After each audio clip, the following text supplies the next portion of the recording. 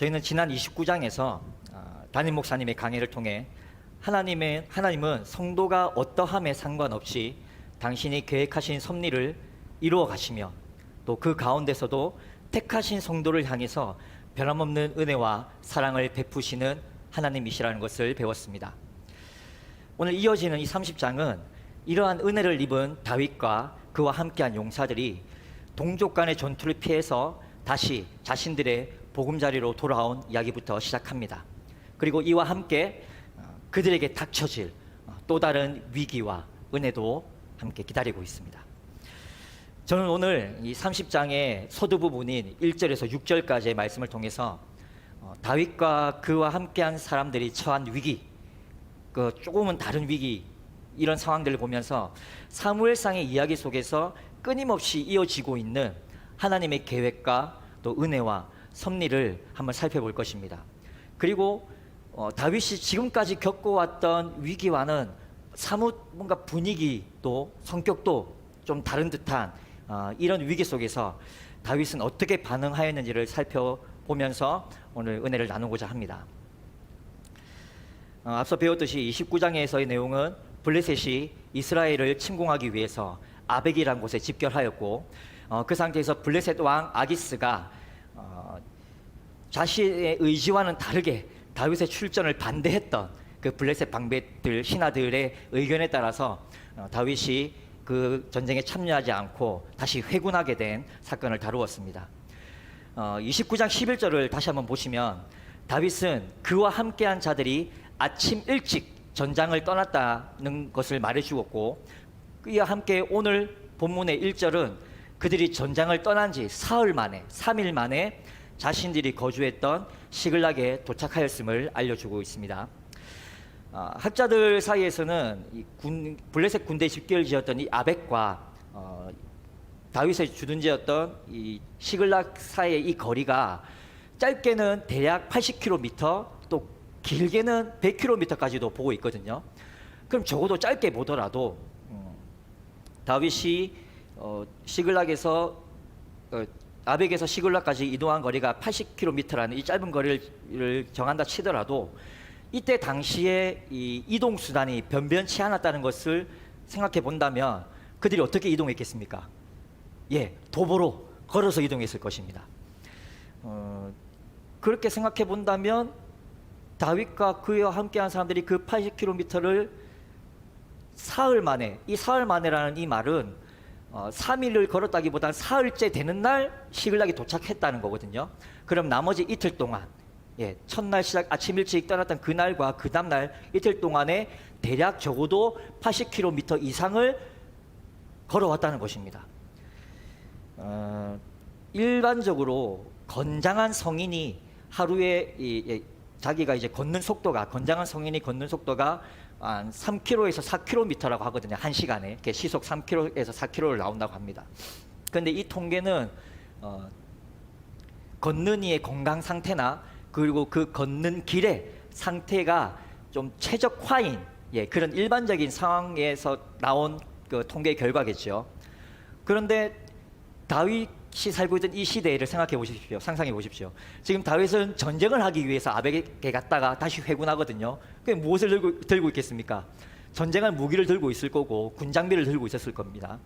그리고 그들이 다녔던 거리는 지금 우리가 걷고 있는 이런 평탄한 거리가 아니었을 것입니다.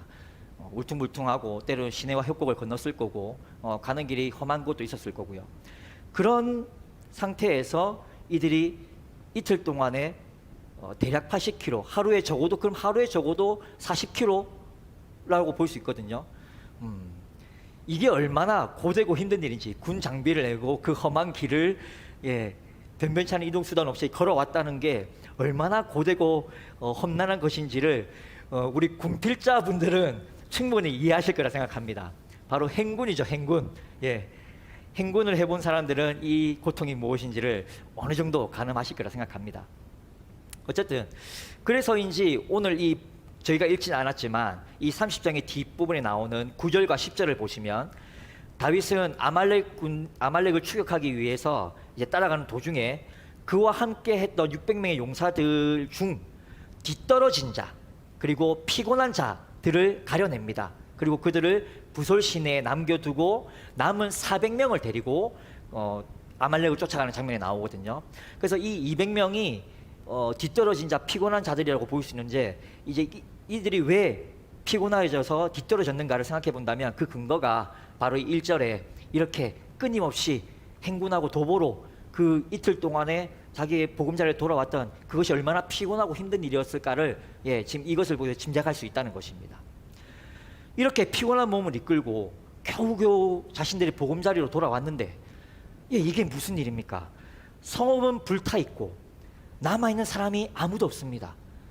자신들을 맞아줘야 할 아녀자들과 자식들이 보이지 않습니다. 저자는 이 상황을 이렇게 설명해 줍니다. 아말렉 족속이 유다 남방 지역인 네겝과 함께 시글락도 침공하였다는 것을 설명해 주고 있습니다. 이 1절에 표현된 이 침노라는 이 단어는 아말렉의 침공이 시글락에 있는 다윗과 전투하기 위해서 이제 계획되어진, 이때 당시에는 서로 전쟁을 하기 위해서 이런 만남이 있었고, 그런 이제 옛날 영화나 이런 것들 보면 그런 장면을 떠올릴 수 있잖아요. 하지만 아말렉의 이 침공은 그런 계획적인 전쟁이 아니었다는 말입니다. 유다의 남방 지역과 그리고 그 남방 지역을 습격하는데 무엇을 위해서? 약탈을 위해서, 자신들 생계를 위해서 약탈을 위한 침공이었고, 그래서 이것을 습격이라고 표현합니다. 그래서 침노하였다는 말은 계획적인 전쟁이 아니라 자신들의 약탈을 위해서 갑자기 급습한 그런 공격이었다는 거죠. 그 중에 이제 유다 남방 지역들을 돌아다니면서 약탈을 하는데 그 중에 시글락도 포함되어져 있다는 얘기입니다. 그런데 다른 곳보다 이 시글락은 아말렉이 꼭 침공해야 할 이유가 있습니다. 아말렉에게는요. 왜 그렇습니까? 우리가 앞서 살펴보았던 27장 8절을 보시면 다윗이 시글락에 거주하는 동안에 다윗도 약탈을 위해서, 자신들의 생계를 위해서 남방 이방 민족들을 침공한 사실이 있습니다. 그리고 그 남방 이방 민족들 중에 아말렉 족속이 있거든요. 그리고 그 다음 27장 9절을 보시면 다윗은 이들을 침공했을 때 단 한 사람도 남겨주지 않았다고 기록하고 있습니다. 그렇다면 이런 경험을 한 아말렉은 지금 어떠한 상태이겠습니까? 분노와 복수의 칼을 갈고 있겠죠. 분명히 이들도 자신의 처자식들이 죽임을 당하였을 거고, 또 자신의 동족들이 죽임을 당하였기 때문에 다윗을 향한 분노가 있었을 것이고, 꼭 복수의 칼을 갈고 있었을 것입니다. 그렇기 때문이라도 아말렉에게는 시글락을 침공할 충분한 명분이 있었다는 거죠. 이러한 사실들을 기억한다면 아말렉의 이 침공을 어떻게 보면 충분히 그럴만하다고 볼 수 있는 것이고, 그것이 또 때마침 다윗이 그와 함께한 자들과 함께 아벡으로 전쟁하기 위해서 출정하고 난 이후 시글락이 무방비인 상태일 때 공격해 왔습니다. 그리고 2절에서 말하는 바와 같이 남아있던 여자들을 한 사람도 빠짐없이 모두 포로로 사로잡아 갔습니다. 그리고 이어지는 3절은 1절, 2절의 이 상황을 다시 한번 설명하는 것처럼 보이는데요. 여기에 3절에 사용된 이 본즉, 성읍에 이르러 본즉이란 이 단어를 볼 때 우리 한글 성경의 번역에서는 지금 이 상황이, 이 본즉이란 이 상황이 시글락의 이 참상을 보고 있는 이 주체가 다윗과 그와 함께한 자들인 게 확실한데, 지금 이 본즉이라는 단어를 통해서 3절에 해석되어질 때는 지금 이 사람들이 이걸 보고 있다라고 이제 우리가 해석할 수 있잖아요. 이해할 수 있잖아요. 하지만 이것을 원문을 가지고 다시 한번 직역을 하면 이 본즉이라는 단어는 설명의 의미보다 감탄사로 표현되어 있습니다. 다시 말하면 저자가 지금 저자인 자신에게 또는 이 글을 읽을 독자들에게, 자, 야, 한번 봐봐라. 한번 봐. 이 참상을 한번 봐. 한번 아니면 생각해봐. 상상해봐.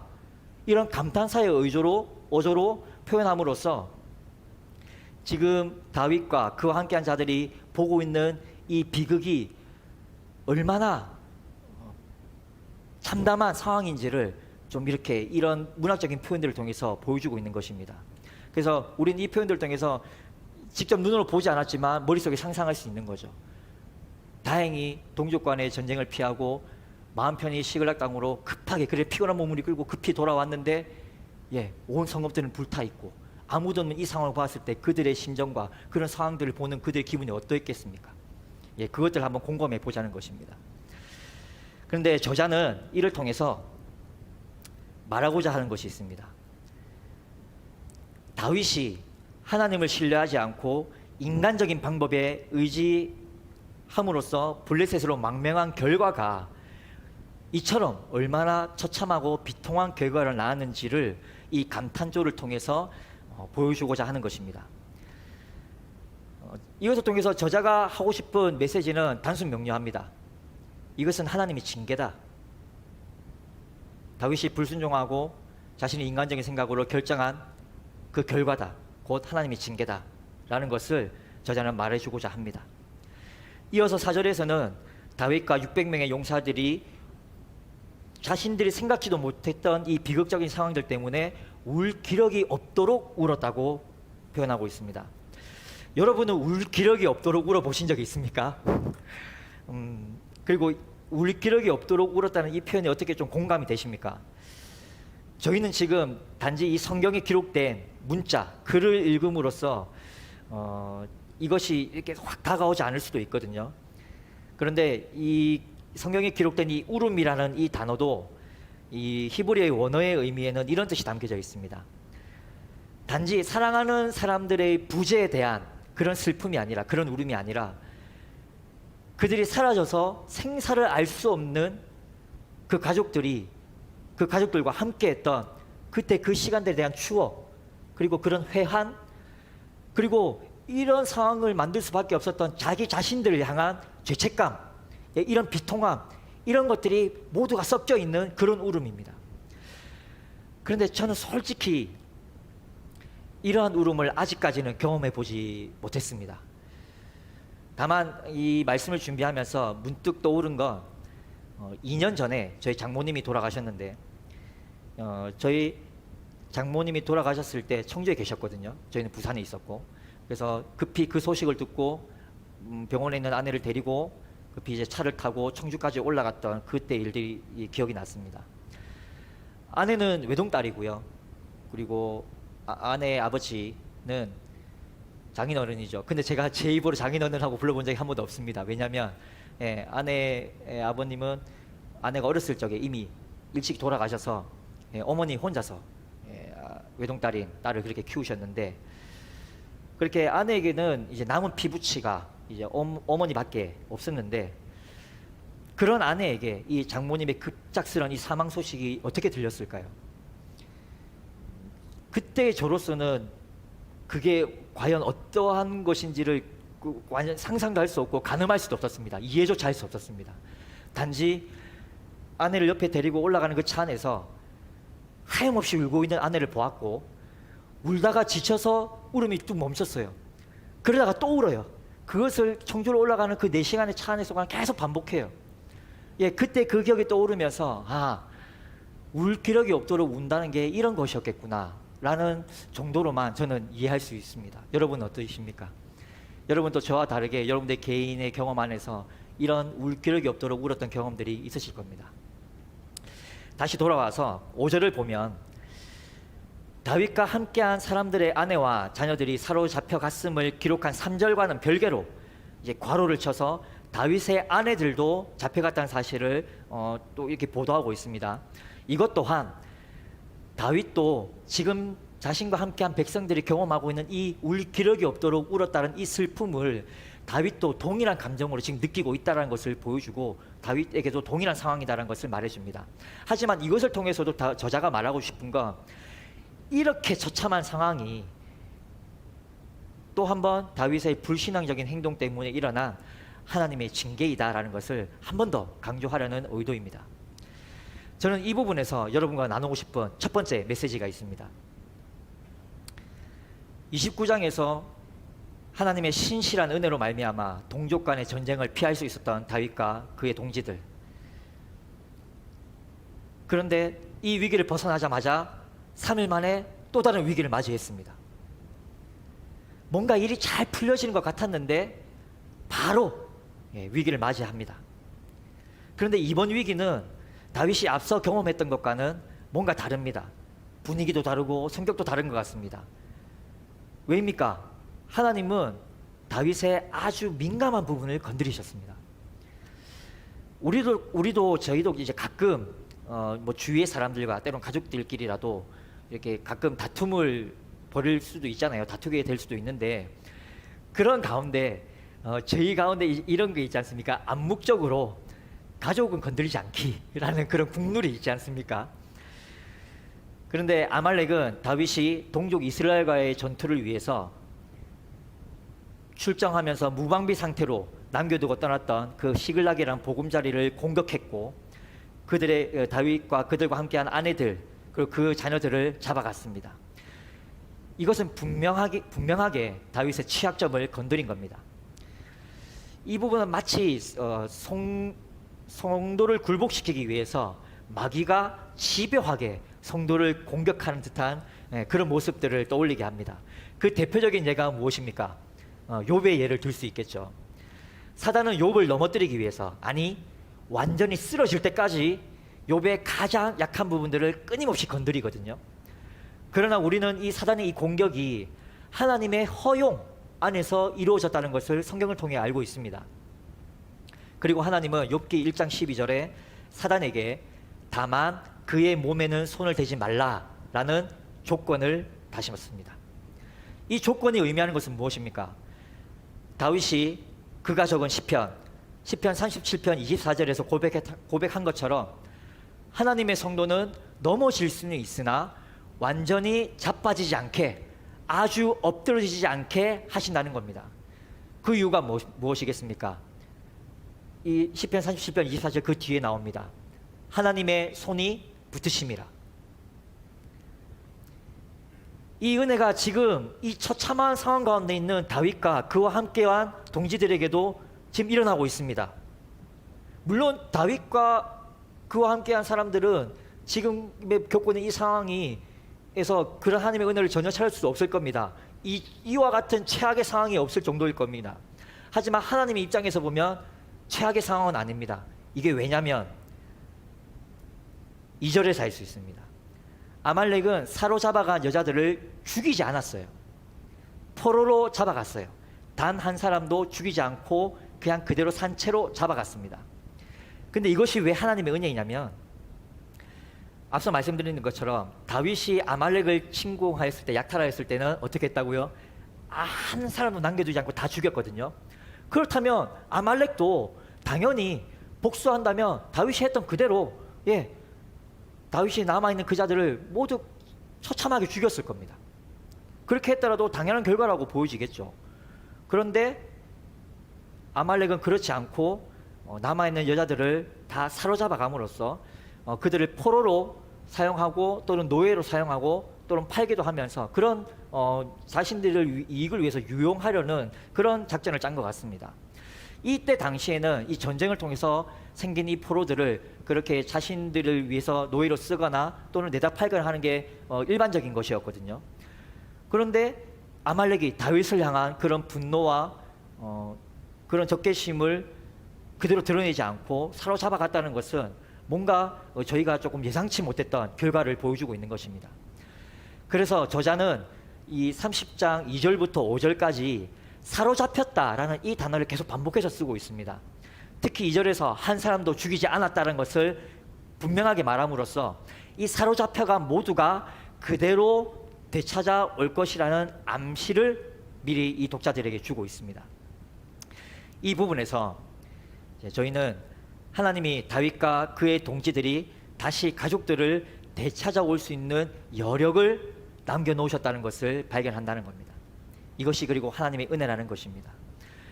공의의 하나님은 분명히 다윗의 잘못에 대해서 징계하셨습니다. 그러나 은혜와 사랑의 하나님은 그가 더 이상 재기할 수 없을 정도로 그를 완전히 징계하신 것이 아니라는 거죠. 여력을 남겨주셨어요. 다시 일어설 수 있는 그런 여력을 남겨주셨어요. 그래서 우리는 이 징계라는 단어에 대해서 조금 다시 생각해 보고자 합니다. 저희는 보통 징계를 하면 벌을 생각하고 이것은 이제 보통 부정적인 의미로 다가오잖아요. 하지만 저는 이것을 하나님의 징계를 가장한 하나님의 기회라고 바꾸어서 얘기하고 싶습니다.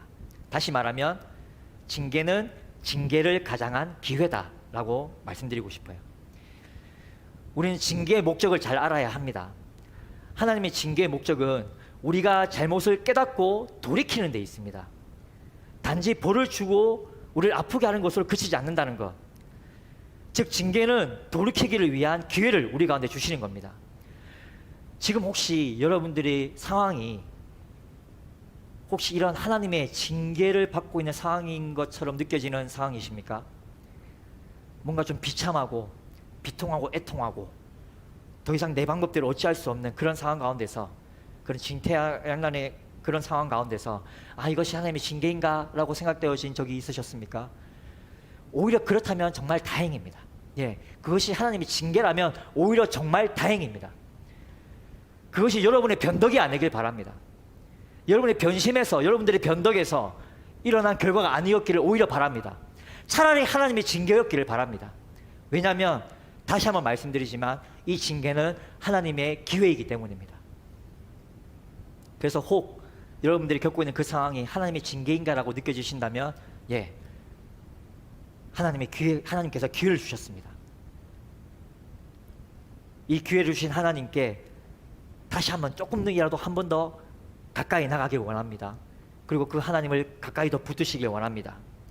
징계라는 것에만 초점을 맞추면 하나님께 나아갈 용기가 생기지 않습니다. 나에게 벌 주시고 날 아프게 한 하나님께 어떻게 나아갈 수 있습니까? 이 징계를 기회로 바라보아야 합니다. 그래야 기회를 주신 하나님께 우리는 조금 더 가까이 나갈 수 있을 것입니다. 여러분, 한 사람도 죽임을 당하지 않고 포로로 사로잡혀가게 하신 그 하나님의 기회를 여러분도 발견하시기 바랍니다. 그리고 포로를 되찾게 하시는 그 하나님의 은혜도 여러분들이 누리시길 바랍니다. 자, 그렇다면 오늘 본문의 다윗은 이 하나님의 징계, 하나님의 기회에 과연 어떻게 반응했을까요? 오늘 읽은 본문의 마지막 6절을 보니까 다윗과 그와 함께한 자들의 마음이 슬픈 이유가 자녀들 때문이다라고 얘기합니다. 이것은 6절에서 백성들이라고 표현된 이 남은 600명의 동지들 중에 자녀를 잃은 자가 한 사람도 없었다는 말입니다. 다시 말해 모두가 다 이 자녀를 잃은 슬픔에 빠져 있다는 겁니다. 여기서 마음이 슬펐다라는 이 말의 히브리 원문은 마음이라는 뜻에 해당하는 이 단어가 사용되어질 때 일반적인 마음이라는 이 단어가 사용되지 않고 영혼 또는 생명이라는 것을 뜻하는 네피시라는 이런 히브리어 단어가 사용되었습니다.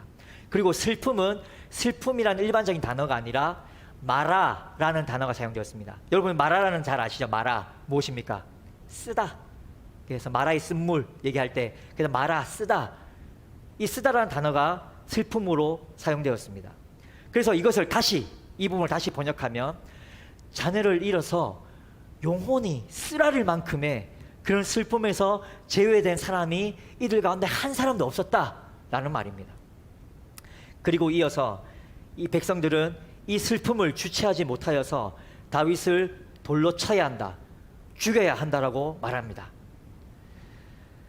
다윗이 광야를 유의하는 동안에 다윗에게 제발로 찾아와서 그에게 충성을 맹세하고 지금까지 생사고락을 함께했던 이 동지들이 급변하여서 자신의 지도자를 위협하는 이 상황을 여러분들은 지금 어떻게 받아들이십니까? 자신들의 보금자리가 초토화되었을 뿐 아니라 자신이 사랑했던 가족마저 그 생사를 알 수 없는 이 상황을 겪은 그들의 슬픔과 그들의 영혼의 이 쓰라림은 분노로 이어졌습니다.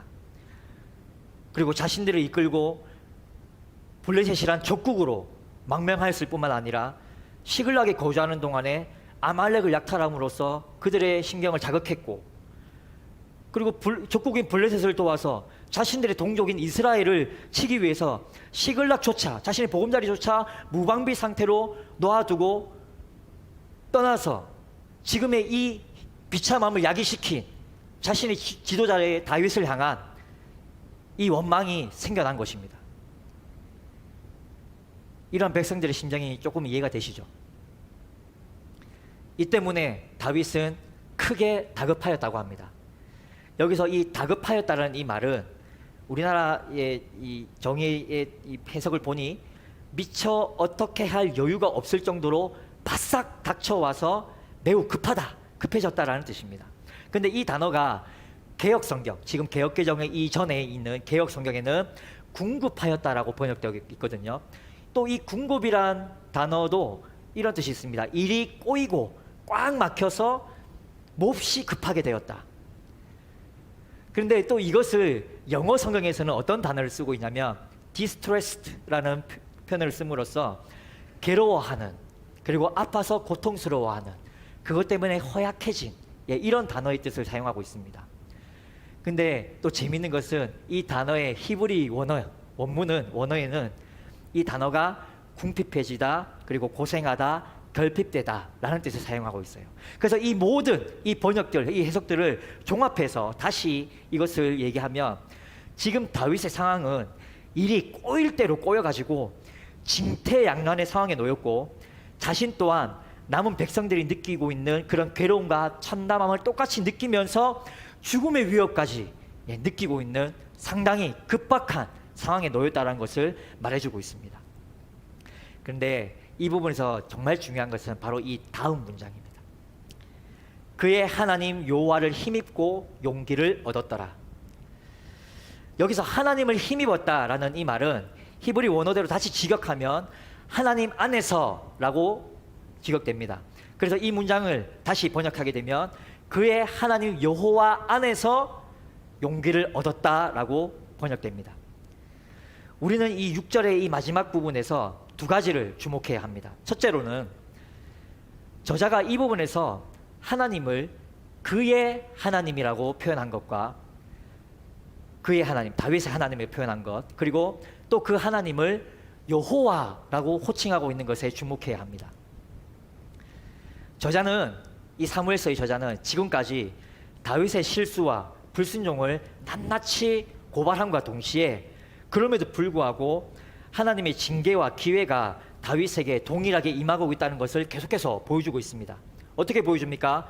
바로 그의 하나님, 다윗의 하나님이라는 표현을 통해서 하나님께서는 여전히 다윗과 함께하고 다윗을 버리지 않으셨다는 것을 지금 보여주고 있는 것입니다. 여러분, 재밌는 건 혹시 사울의 하나님이라는 표현을 들어보셨습니까? 전혀 기억이 없죠. 저희가 지금 목사님을 통해서 사무엘상 강의를 쭉 들어왔지만 사울의 하나님이라고 표현된 것들을 기억할 수는 없습니다. 다윗의 하나님, 그의 하나님은 표현되었어도 사울의 하나님이라는 표현은 없을 정도입니다. 그만큼 저자는 다윗에게 함께 하시는 그 하나님을, 여전히 함께 하시는 그 하나님을 지금 말해주고 있습니다. 그리고 여호와라는 이 호칭, 또는 야훼라는 이 호칭은 당시에 이스라엘 백성들에게는 이스라엘과의 약속, 이 언약을 지키시고 신실하게 이행하시는 하나님에 대한 표현으로 즐겨 사용하는 것입니다. 이것의 예가 앞에 있는 사무엘상 20장 12절에서 16절을 보면 다윗과 요나단의 대화 가운데서 서로 이제 맹세하고 그런 장면들이 나오는데, 요나단이 계속해서 그 맹세하는 과정 가운데서 하나님을 그냥 하나님을 표현하지 않고 여호와 하나님으로 계속 표현하고 있습니다. 이처럼 이 당시 이스라엘 백성들에게는 이 여호와라는 호칭이 신실하신 하나님, 약속을 지키시는 하나님이라는 그런 뜻이 담겨 있는 것입니다. 그리고 용기를 얻었더라. 그러니까 이 저자는 이와 같이 이 여호와라는 호칭을 본문에 사용함으로써 지금 다윗이 처한 상황이 하나님의 약속이고 뭐고 다 부질없는 것처럼 우리는 그렇게 보일지라도 다윗의 하나님, 그의 하나님은 다윗에게 약속하신 그 언약을 지금도 여전히 신실하게 지키고 계시고 이행하고 계시는 그런 하나님이시라는 것을 분명하게 얘기해 주고 있는 것입니다. 그리고 둘째로 우리가 주목해야 하는 것은 용기를 얻었더라라는 입니다. 다윗은 지금 다급하고 궁급한 이 상황에서 갑작스럽게 뿅 하고 용기를 얻은 것이 아니에요. 용기를 얻었더라라는 이 문장의 히브리 원어는 다시 해석하면 스스로 강하게 하다, 용기를 내다라는 뜻을 가지고 있습니다. 즉, 이 용기의 주체가 지금 용기를 내려고 하는 이 자신에게 있는 것입니다. 자신의 의지가 많이 강조된 그런 표현입니다. 이게 무슨 말입니까? 다윗이 자기 자신의 마음을 강하게 하여 용기를 내었는데, 그렇게 할 수 있었던 것은 바로 그가 의지를 다해서 그의 하나님 여호와를 기억하고 그분 안에서 몸부림쳤기에 가능한 것이라는 말입니다. 이것을 다시 말하면 다윗이 지금 처한 이 다급하고 궁핍한 상황에서 자기 자신을 스스로 돌아보고 여호와 하나님, 신실하시고 약속을 이행하시는 그 하나님을 바라보고 의지했다는 겁니다. 저는 이 부분에서 두 번째 메시지를 여러분에게 나누고 싶습니다. 여러분, 우린 이것을 꼭 기억해야 합니다. 약속을 지키시고 신실하게 이행하시는 여호와 하나님은 당신이 택하신 성도가 스스로를 돌아보고 자신의 의지를 다하여서 하나님께 돌이키기를 몸부림칠 때 힘과 용기와 소망을 주시는 분이시라는 겁니다. 여러분, 지금 다윗이 처한 이 다급한 상황을 사울도 겪었습니다. 사울이 엔돌의 신접한 여인을 만났을 때 28장 15절을 보시면 사무엘의 영을 불러내어서 사무엘의 영이 야, 왜 나를 성가시게 불러냈냐라고 투덜대면서 질문하니까 이때 사울은 나는 심히 다급하니이다 라고 지금 표현하고 있거든요. 사무엘서의 저자는 이 두 사람의 상황에서 같은 단어를 쓰면서 사울과 다윗의 이 반응을 지금 대조해서 보여주고 있는 겁니다. 사울은 다급하여서 신접한 여인을 찾아갔고 사무엘 영까지 불러내었지만 28장 20절을 보니 결국 두려움과 기력이 다하여서 땅에 완전히 엎드러졌다라고 기록하고 있고요. 다윗은 같은 다급한 상황에서 스스로를 돌아보고 신실하신 여호와 하나님 안에서 새 힘과 용기를 얻었다라고 기록하고 있는 겁니다. 이 두 사건이 정말 완벽한 대조를 이루지 않습니까? 더 흥미로운 것은 지금 다윗의 상황이 이 6절의 마지막 부분에서 갑자기 역전이 됐잖아요. 이런 상황이 역전이 된 것이 뭔가 다른 긴 설명이 필요 없었습니다. 단 한 문장, 그의 하나님 여호와를 힘입었다. 이 상황의 역전에 대한 어떠한 부연 설명도, 어떠한 과정도, 어떠한 자초지종도 없습니다. 단 한 문장입니다. 너무나 단순합니다. 왜입니까? 나의 하나님 여호와 안에 있으면 충분하기 때문입니다. 저는 이것을 묵상하면서 저희 담임 목사님께서 항상 고백하시는 하나님 한 분만으로 기뻐하기 원한다라는 이 말의 깊이와 의미에 조금 더 다가갈 수 있었어요. 여러분은 어떠십니까?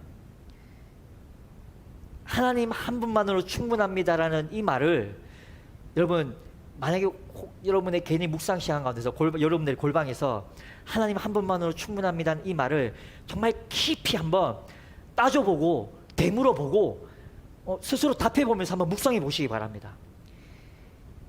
이 묵상의 결국은 나의 믿음의 양심과 정직한 고백이 있다면 바로 이 한마디만을 내뱉게 될 것입니다. 네, 정말 그렇습니다. 네, 하나님, 그것이 사실입니다. 나는 이 고백을 하게 될 것입니다. 근데 여러분, 지금 제가 말씀드린 이 고백은 단순히 신앙의 논리로 나오는 그냥 단순한 말씀을 드리는 것이 아닙니다. 이건 정말 저의 경험 안에서 확신 가운데 여러분에게 드리는 말씀입니다. 이것이 정직하게 고백되는 이 순간부터 여러분은 하나님께서 주시는 자유와 평안, 그리고 새 힘과 용기를 분명히 누리시게 될 줄 믿습니다. 아멘. 이제 말씀을 정리하겠습니다. 오늘 우리에게 주신 이 말씀을 통해서 이것 하나만은 꼭 잊지 않기를 원합니다. 다윗에게 새 힘과 용기를 주신 신실하신 여호와 하나님은 오늘 나의 하나님이십니다. 다윗의 하나님, 그의 하나님이셨던 것처럼 오늘 나의 하나님이 되어주십니다. 전능하시며 광대하신 그 하나님이 이렇게 세상의 먼지보다 작고 바울의 고백처럼 괴수 중에 죄인 중에 괴수와 같은 이런 나의 하나님이 되어 주신다는 것은 그 사실만으로도 정말 우리에게는 너무나 넘쳐나는 은혜이고 은혜 위에 은혜라고 고백해야 합니다. 우리는 그리고 이 은혜를 경험하고 누리며 사는 사람들입니다. 혹시 지금 여러분이 내가 이 불순종과 실수와 때로는 실패와 이 연약한 가운데 있다 할지라도 징계를 가장해서 다시 돌이키기 위한 기회를 주시고 의지를 다하여 몸부림치는 나에게 더 큰 은혜와 용기를 그리고 힘을 주시려는 나의 여호와 하나님을 바라보십시다.